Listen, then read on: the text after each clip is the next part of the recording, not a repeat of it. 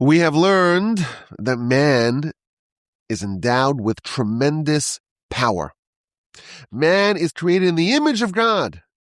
God blew into his nostrils the soul of life, and man became the soul of life, a living being. And our sages tell us that means that the soul of man is the soul, the beating heart of all of created existence. We learned how man was created with the ability to influence all the worlds, all the dimensions, all the realms. Man has the levers, has the power, has the ability to influence movement. We learned how man is a microcosm of all of creation.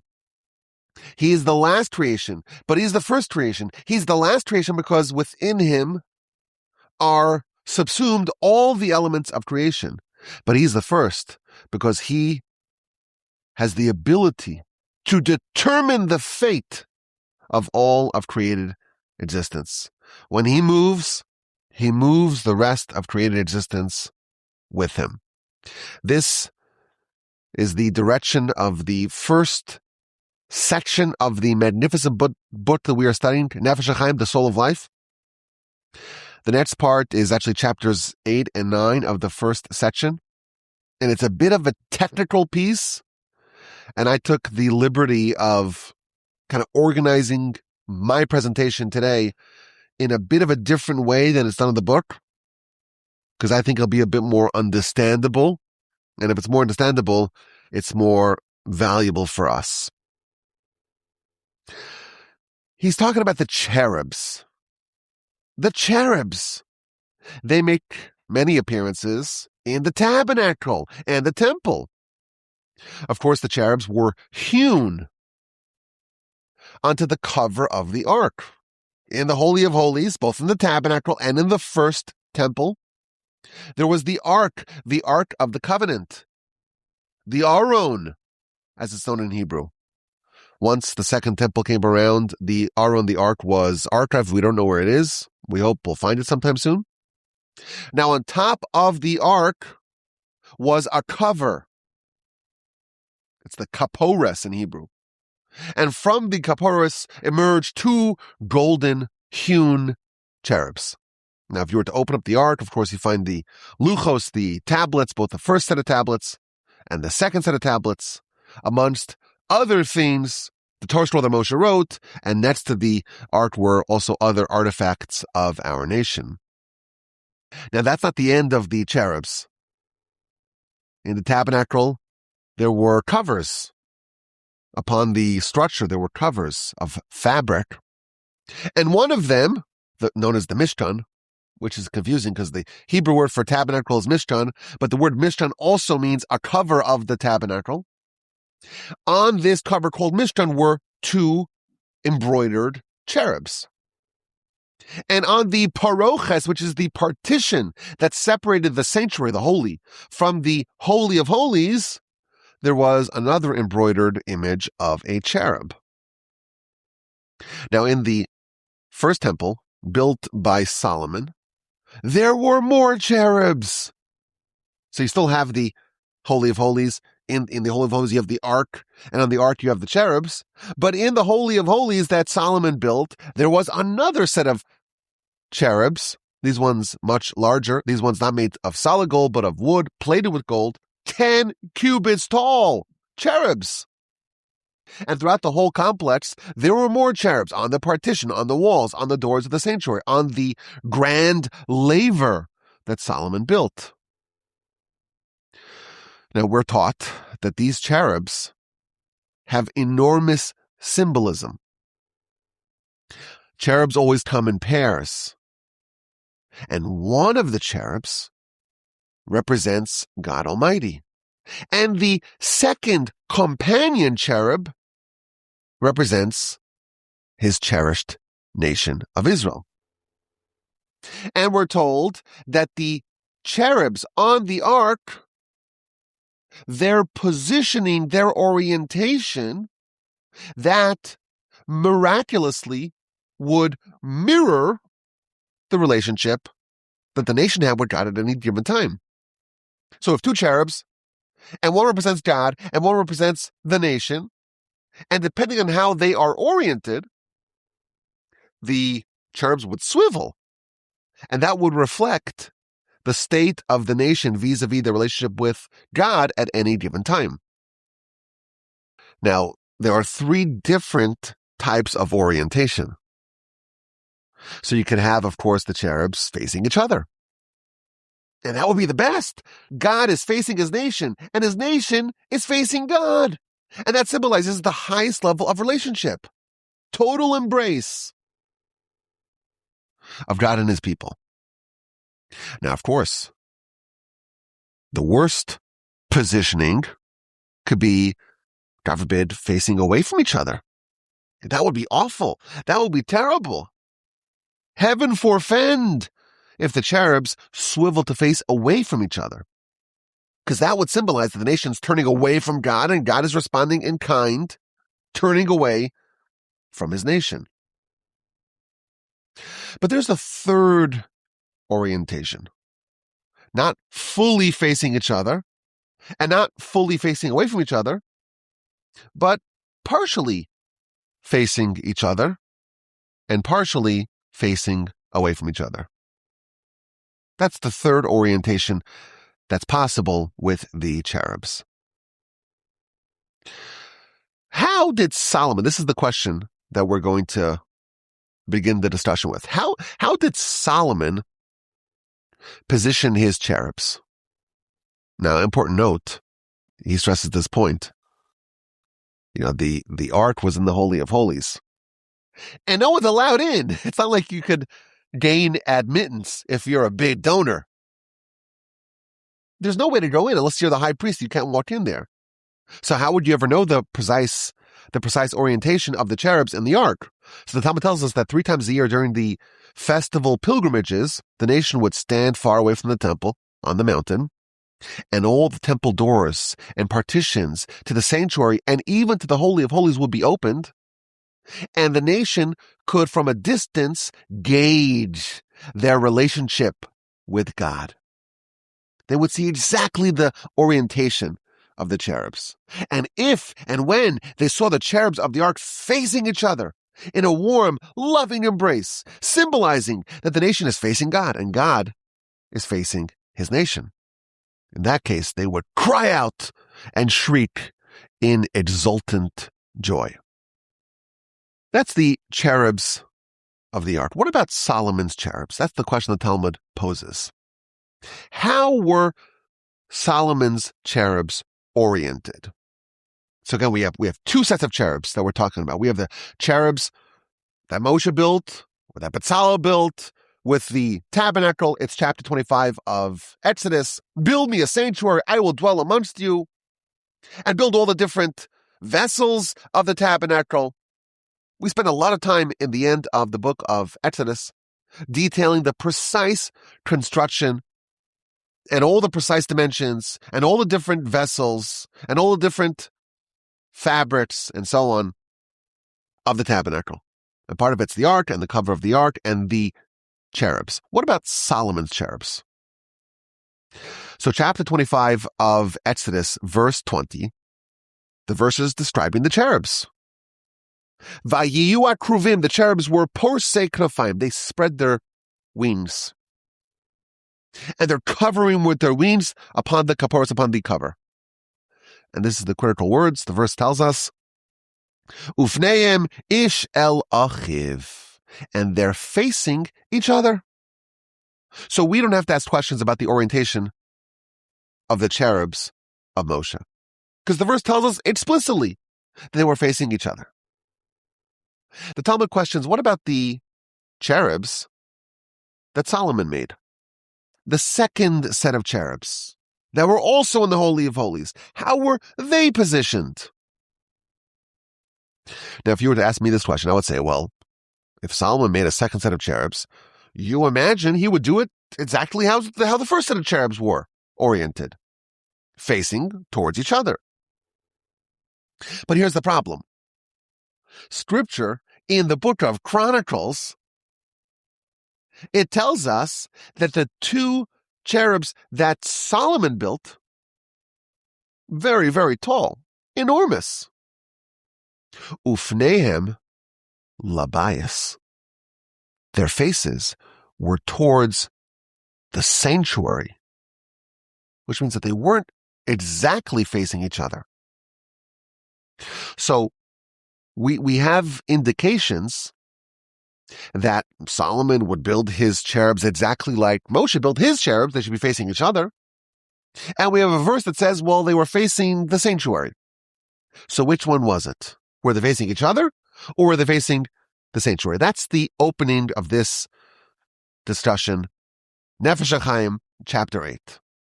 And he cites a dispute in the Talmud, in the book of Bava Basra, page 99a. The Talmud says, Ketzad Heim Omdim. How were they positioned? How were the cherubs of Solomon positioned? It's a dispute. One opinion says they were facing each other. One opinion says they weren't quite facing each other, they were facing slightly away from each other. They were facing towards the sanctuary. We have two opinions. The cherubs of Solomon were, according to one opinion, facing each other, just as the cherubs of Moshe. And we have a second opinion, no, they were facing slightly away from each other, towards the sanctuary. And the Talmud says, wait a minute, but we have verses. You have to reconcile your opinion with the verses in Scripture. One verse indicates that they were facing each other because Solomon will make his cherubs like Moshe made his. And we have one verse that says explicitly they were facing the sanctuary, meaning they were not facing each other entirely. So each opinion has to reconcile with the verses that indicate otherwise. Says the Talmud, according to the opinion that Solomon's cherubs were facing each other, what do they do with the verse in Chronicles that says otherwise? Now, this sounds a little technical. We're going to bring this back. You don't have to remember every part of this dispute in the Talmud, because we're going to go back to the bottom line and the book is going to go and take one of the opinions and try to understand it. But I want to go through it properly. According to the opinion that says they were facing each other, what do they do with the verse that says they were facing towards the sanctuary? How do you answer this question? Says the Talmud, lo kasha, it's not a question. Meaning, I have an answer. Solomon, he built his cherubs facing each other. But what happens when the nation deviates away from God? These cherubs would also miraculously swivel away from each other. So one verse indicates they were facing each other. That's the way they were built. And the other verse in Chronicles that says they were facing towards the sanctuary, meaning not exactly towards each other.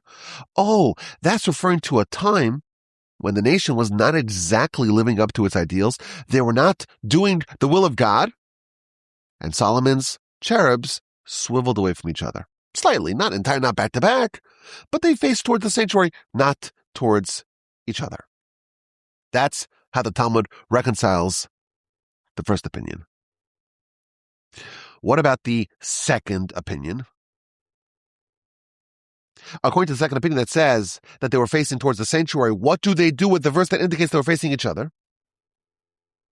Says the Talmud, de mitzadadi atzdude, which you don't know what that means because it's in Aramaic. I'll tell you what it means. It means they were slightly facing each other and slightly facing towards the sanctuary.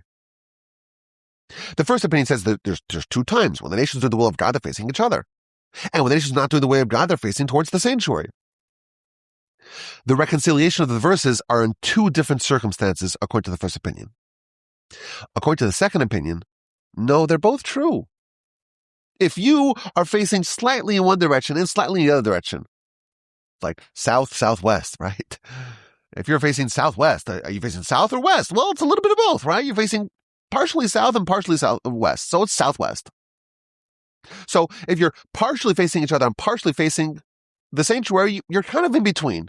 You're positioned in such a way that they are partially facing each other and partially facing towards the sanctuary. And that's how they were positioned to begin with. This is the end of the Talmud, and this is where the discussion of our book is going to begin. Solomon, according to this opinion, built his cherubs in such a way that they weren't exactly facing each other. They were facing slightly away from each other. So they're partially facing each other, And thus, the verse that says they were facing each other is fulfilled, and they're partially facing the sanctuary, and thus the other verse is also fulfilled because it was a little bit of both. It was a hybrid. It was edged away from each other. That's the introduction of our chapter, and here's the question. The ideal way the cherubs should be positioned is facing each other. We know that one cherub represents God. The other cherub represents God's people. So what's the ideal way? They should be facing each other. So why would Solomon, when he built his cherubs and he positioned them, according to at least the second opinion, in a way that's not ideal? Why would he position them partially facing each other and partially facing towards the sanctuary? Why wouldn't he initially set them up to begin with in the most ideal orientation? Why is Solomon departing from the standard of Moshe? When Moshe built his cherubs, the initial cherubs, the OG cherubs, the original cherubs, the cherubs built by Moshe, built by Betzalel, built in the book of Exodus for the Tabernacle, they were facing each other. Solomon, hundreds of years later, is building the first temple. He's building another set of cherubs, and he's orienting them in a way that's not congruent with the cherubs of Moshe, and it's not ideal. So, yeah, of course, they're not facing away from each other, but they're only partially facing each other. Why? That's the question that he asks. And he gives an answer. There's a very important difference between the generation of Moshe and the generation of Solomon. So Moshe, when does he build the tabernacle? The nations in the wilderness, by Mount Sinai. What are they eating? Manna. What are they drinking? Water from a rock.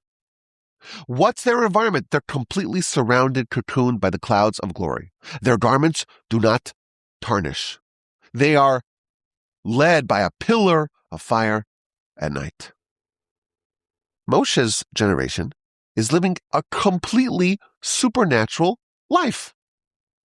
They're in a completely wholesome spiritual environment.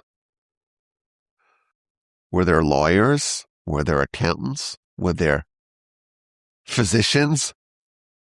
Were there people engaged in pursuit of a livelihood? No.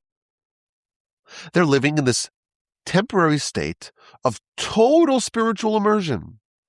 Not a single member of the nation had to deal with any material, financial, or physical pursuit. Everything was provided for them in a miraculous, supernatural way.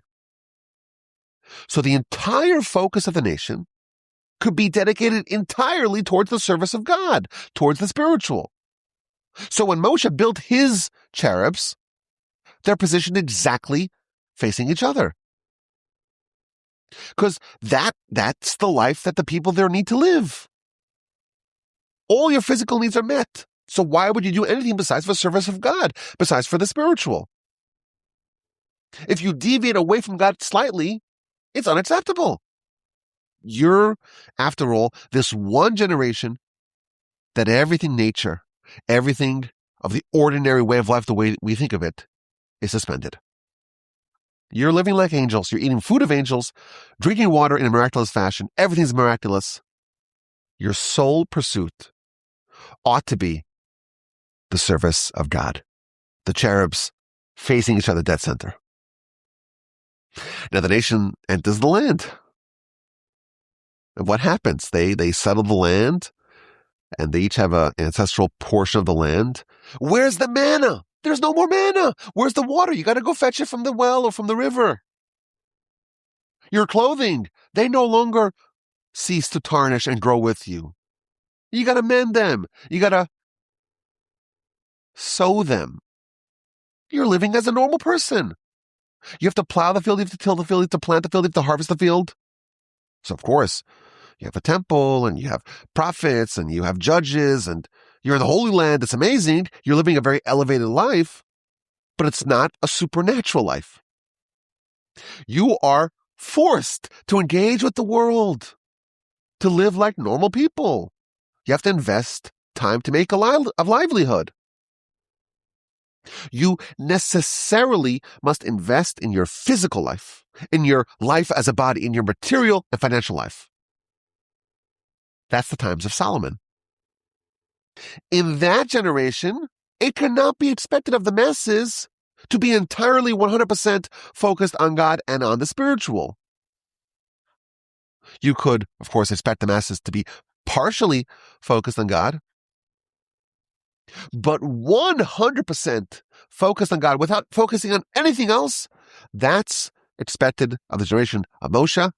It's not expected of the generation of Solomon.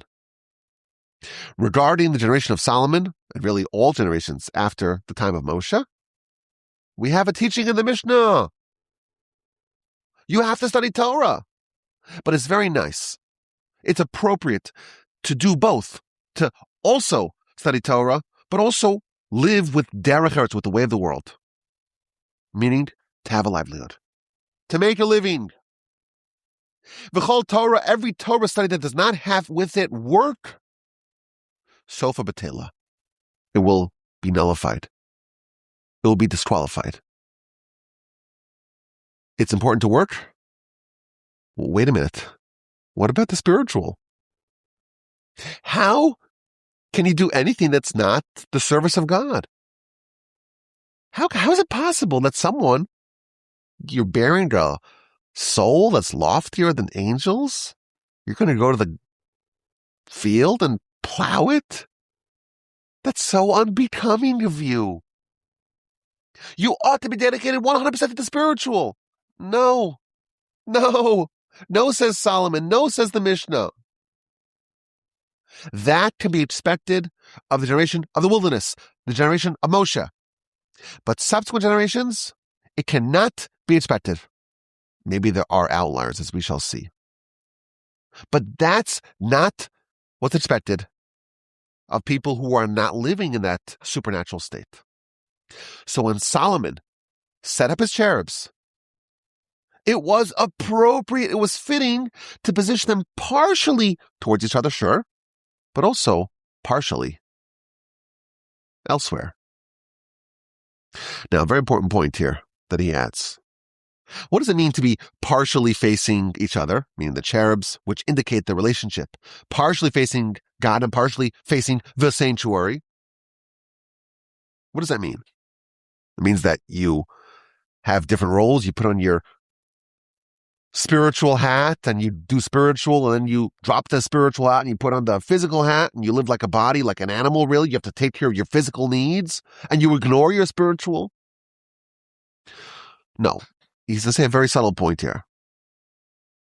When someone is plowing their field, they're tilling their field, they're planting, they're harvesting, they're pulling weeds out. So they are engaged in a physical pursuit. They got to pull with their hands and they got to maneuver with their body. They got to use their physical energy towards their livelihood. Does that mean they're supposed to abandon God? No. God forbid. How could you abandon God for even a second? When someone is working the field, their mind doesn't need to be working in the field. In their mind, they can be thinking about words of Torah, about love of God, about fear of God, about righteousness, about mitzvos, about the spiritual. What does it mean when Solomon positioned his cherubs slightly this way, slightly that way? It's not two separate ways of living. It's one way of living. That you could still serve God even when you're slightly turning away from God. Meaning, even when you're engaging in the physical pursuits, in your mind, you don't have to think about that. You could think about the spiritual agenda in your mind. Would you give a modern example? This is my favorite example. You have to do exercise. You got to lift. You got to do your cardio because that's what you need for your body. But what's in your headphones when you're working out? It could be Torah, maybe even a Torah podcast. What does that mean? What are you doing? You're doing a physical thing or spiritual thing? It's both. It's partially this, partially that at the same time. It's not 1,000% service of God because you're also plowing, you're also tilling, you're also harvesting, you're also planting. But it's a little bit of this, a little bit of that at the same time. And that's what Solomon said. That's what Solomon's teaching his generation. When he's positioning his cherubs in this way, he's telling them, this is what I'm expecting of you. Simultaneously, you ought to serve God as you engage in things that are not necessarily related. So again, where there's three ways that the cherubs can be oriented. In the times of Moshe, it was expected of everyone to live by the value of the cherubs facing each other entirely. What about food? You'll eat the manna. What about the water? You have that taken care of.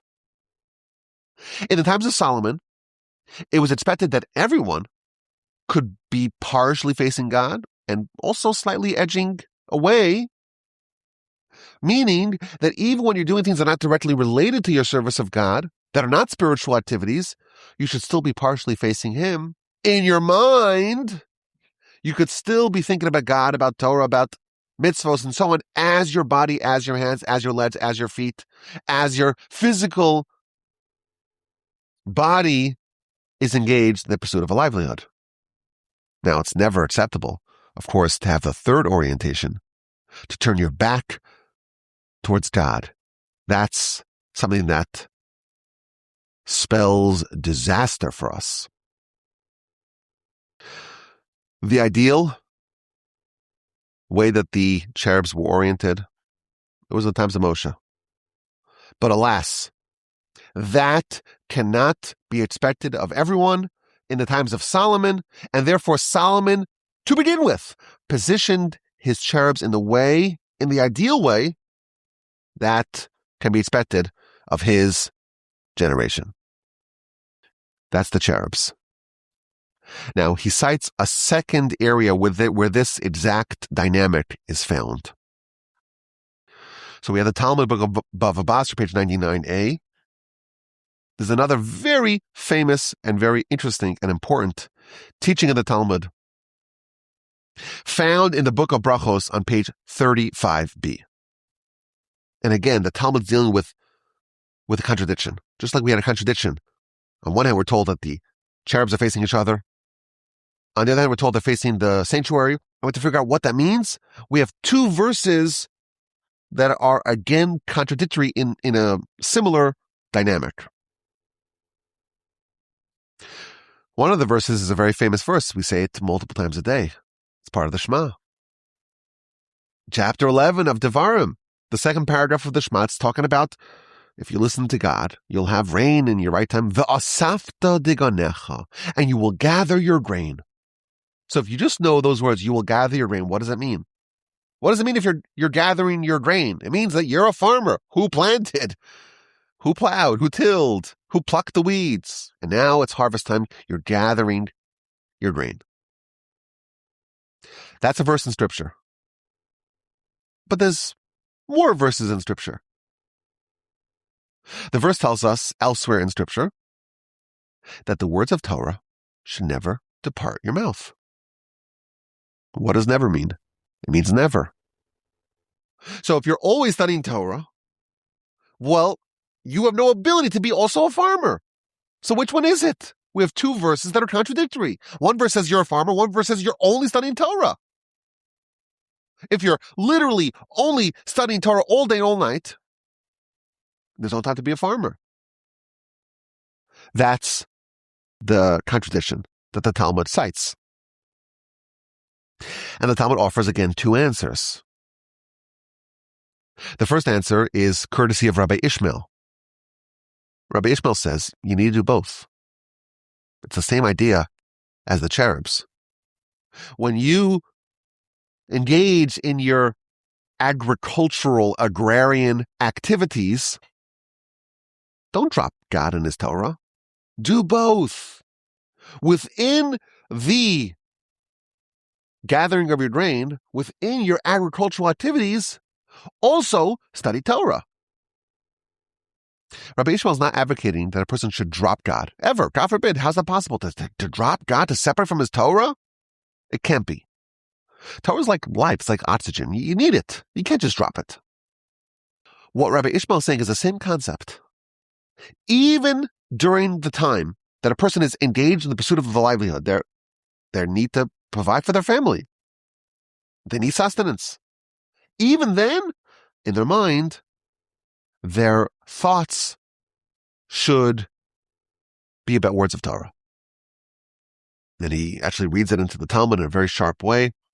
In the study of Torah, you should also work. Find a way to do both. This is the same idea as the cherubs. The cherubs are positioned in a way that you could do both at the same time. And he cites another petition in the Talmud. Talmud says that Rava is the name that appears most frequently in the Talmud. Rava told his students, don't come to the academy during the harvest season, the month of Nisan, and during the threshing season, the month of Tishrei. Don't appear in the academy. Now, he doesn't say don't study. He says, study. Of course you should study. But don't study in the academy. Study in the harvesting area, in the threshing area.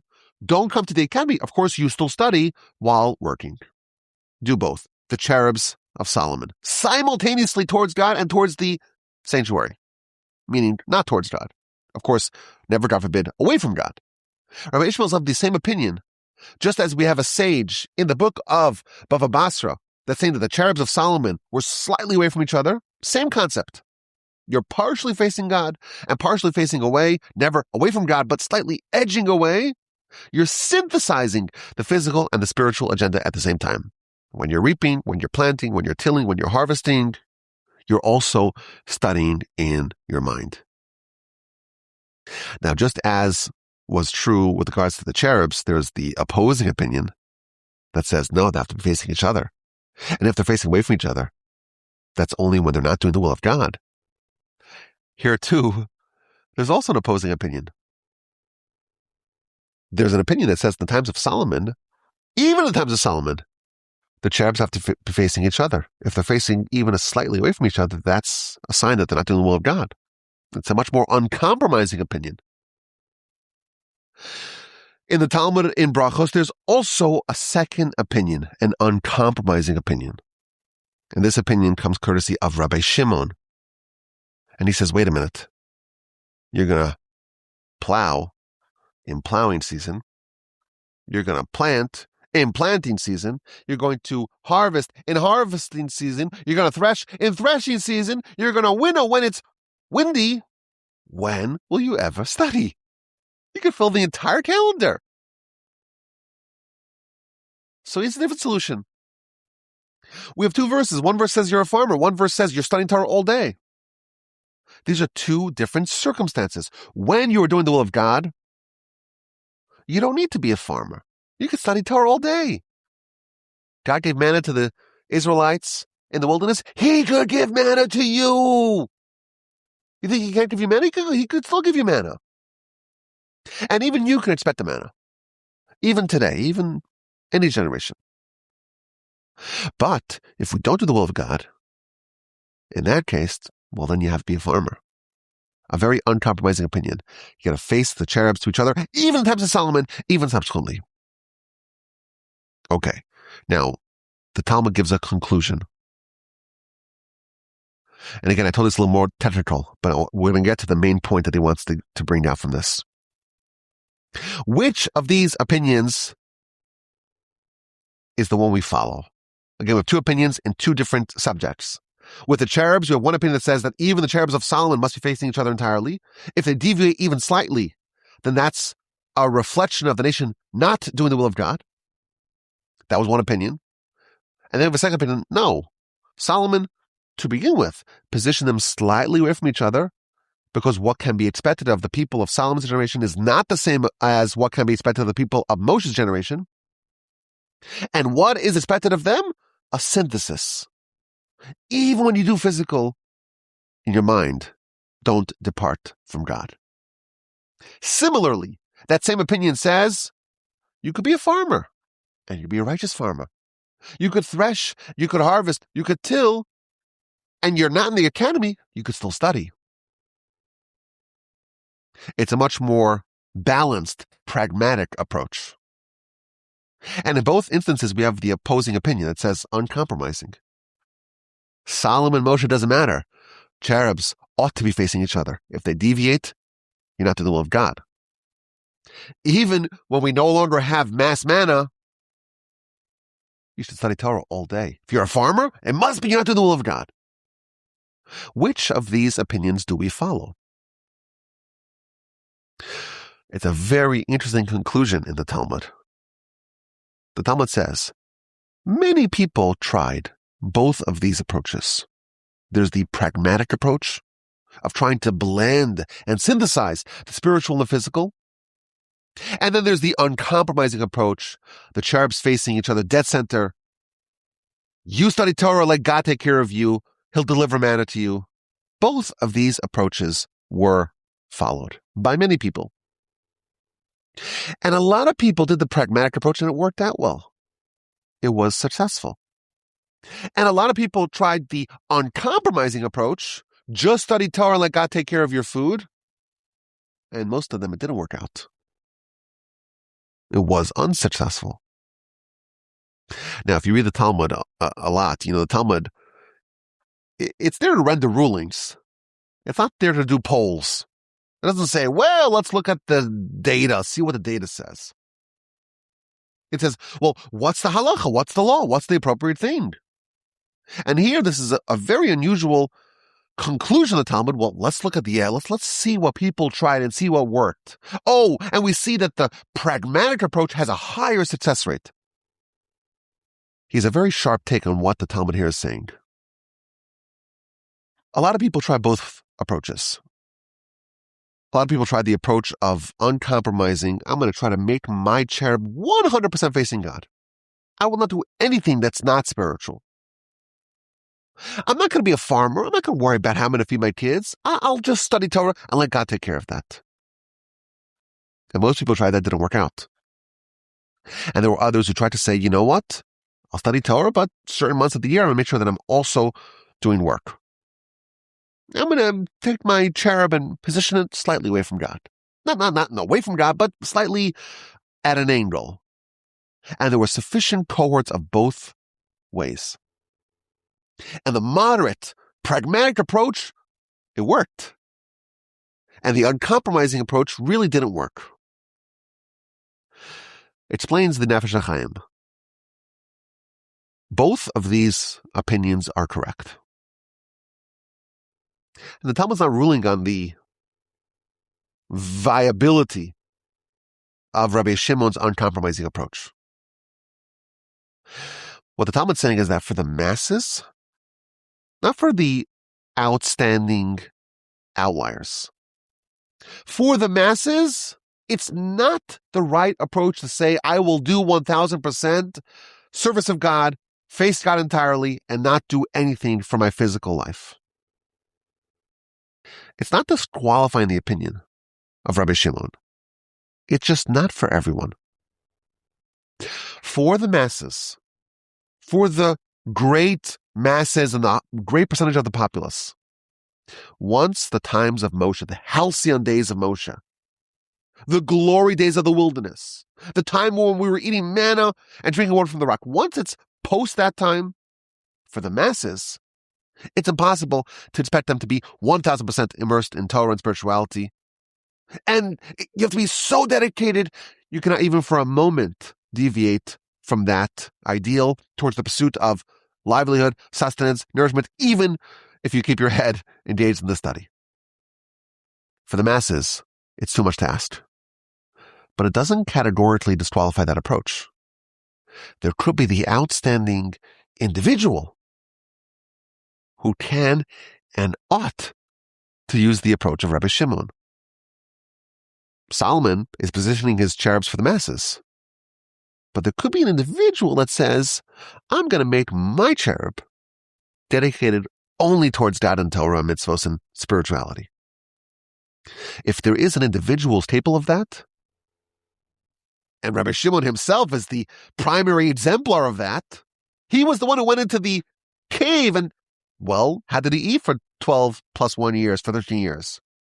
God sprouted a carob tree, and a trickle of water came to his cave entrance. He was that one outlier, that one outstanding individual who was able to live in the same manner, in the same way that the masses were able to live in the times of Moshe. But for many people who try this, it doesn't work out. Only for individuals. Now, if you're not confused enough, I'll confuse you a little bit more. And this is all very sharp. It took me a lot of time to figure out how to absorb what he's saying. You can try to present it to you. When the verse says, "Ve'asafta digonecha," you should gather your grain. The word "you" is not a good word because it means also you, an individual, and also you as the masses. I could be speaking at a convention with 50,000 people and say the word "you." And you don't know if I'm talking to one individual or to 50,000. Ve'asafta digonecha means you, the individual, should gather your grain. For a singular person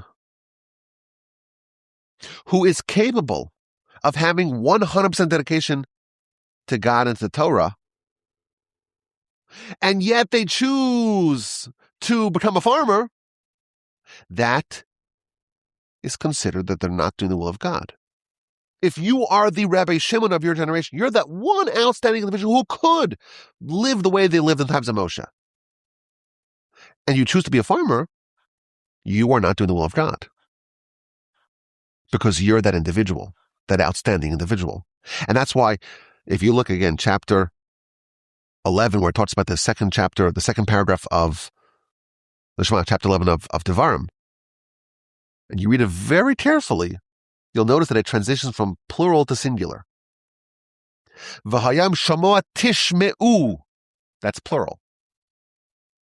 But as the artsechem, I will give the rain in your land, plural.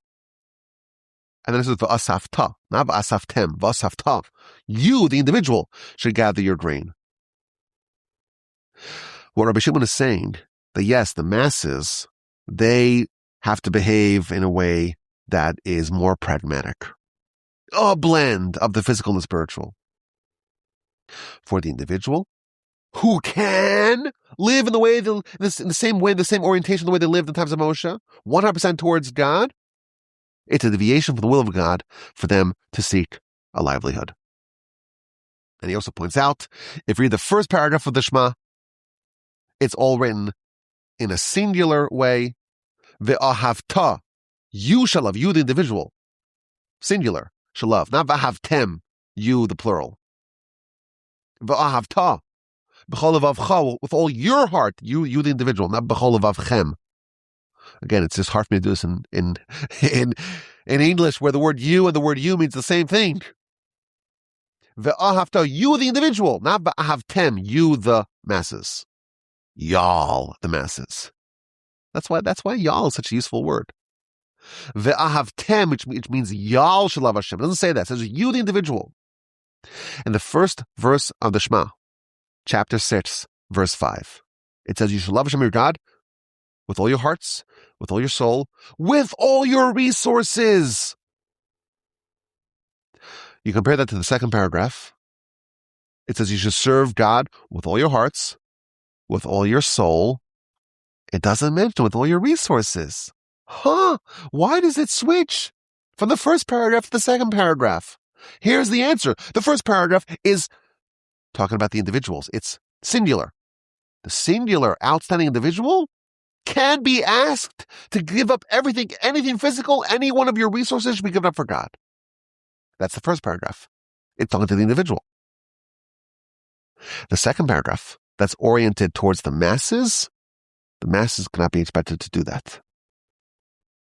The masses, they can be expected to have a blend of the physical and the spiritual, but they cannot be asked to do total dedication of a total abnegation of any physicality. In the times of Moshe, yes, but not subsequently.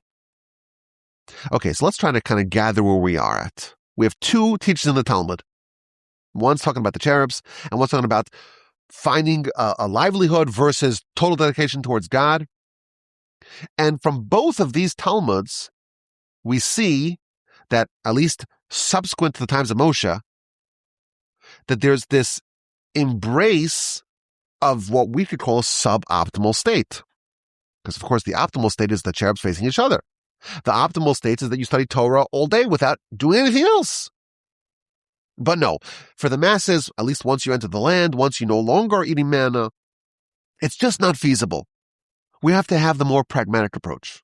And therefore, the cherubs must be edging away from each other, ever so slightly.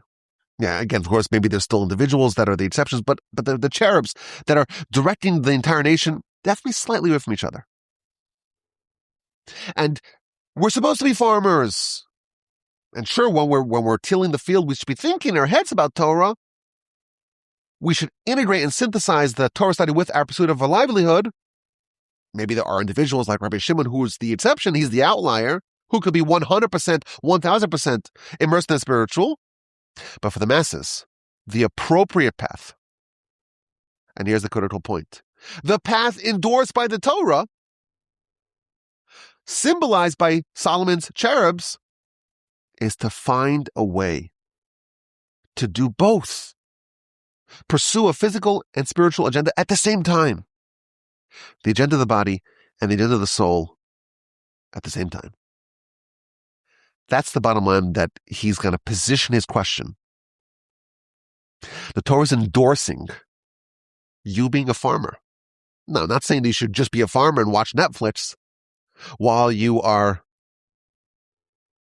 plowing the field. No, of course you should be studying Torah. Of course. Of course. The idea that you should just totally reject God. No, absolutely not. But you're supposed to be a farmer.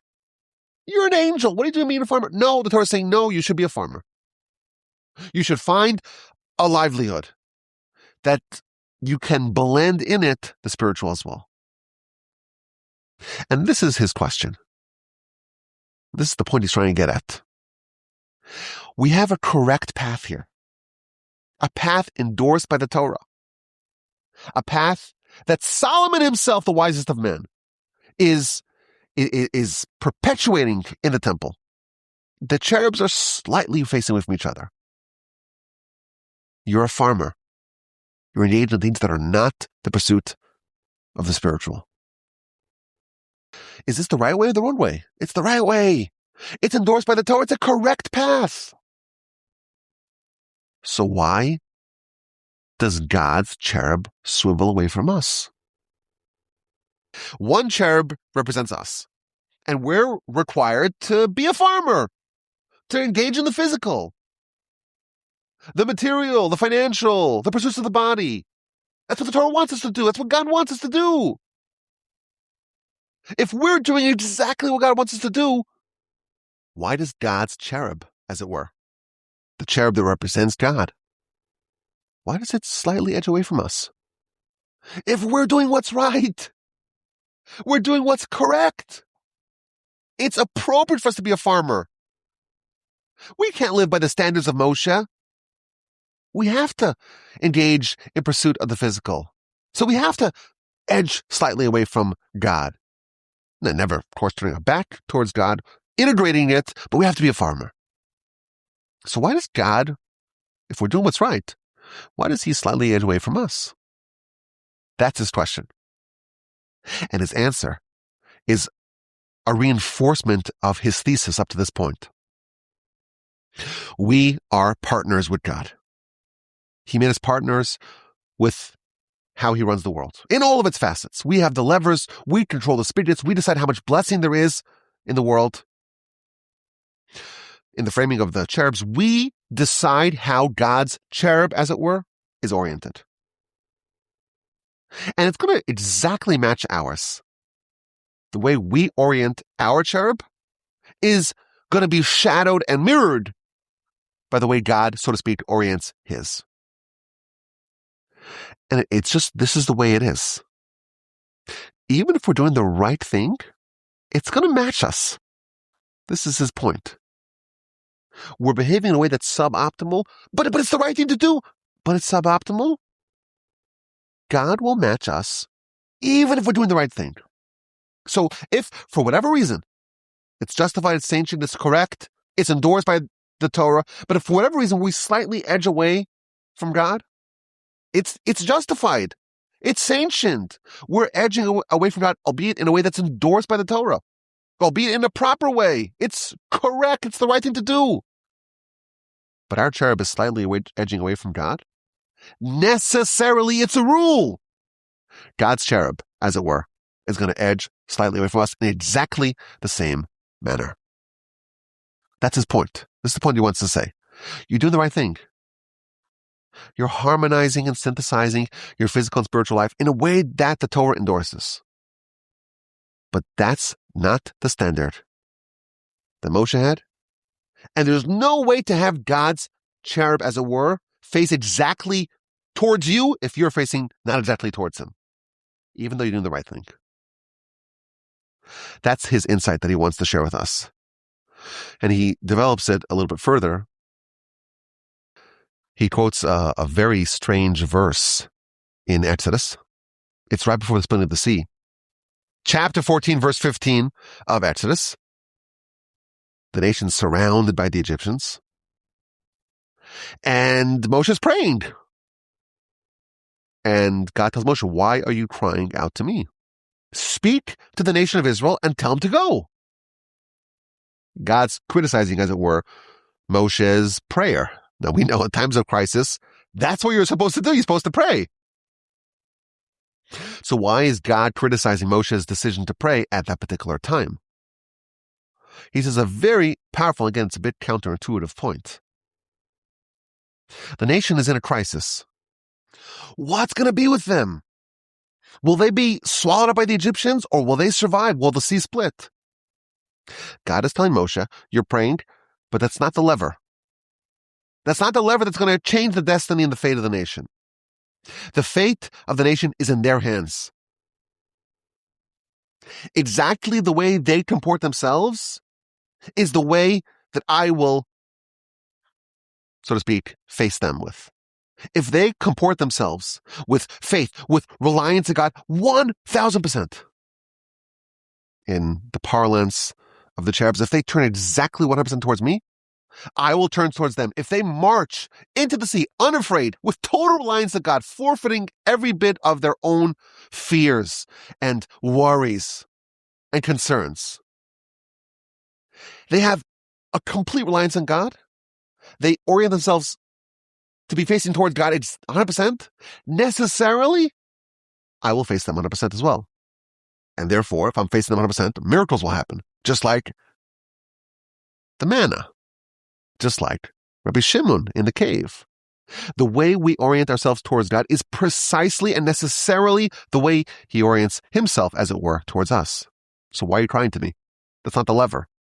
The lever is how they conduct themselves is how I will conduct myself. The splitting of the sea is in their hands, not mine. And then he ends off by saying that by the song of the sea, there's a repeating refrain in the song. This is in chapter 15, verse 1 and verse 21. Sus virochvo. The horse and the rider are cast into the water. We usually think of the rider leading the horse, not the horse leading the rider. In Egypt, the horse was leading the rider. But he adds this point. Who determines what happens in the world?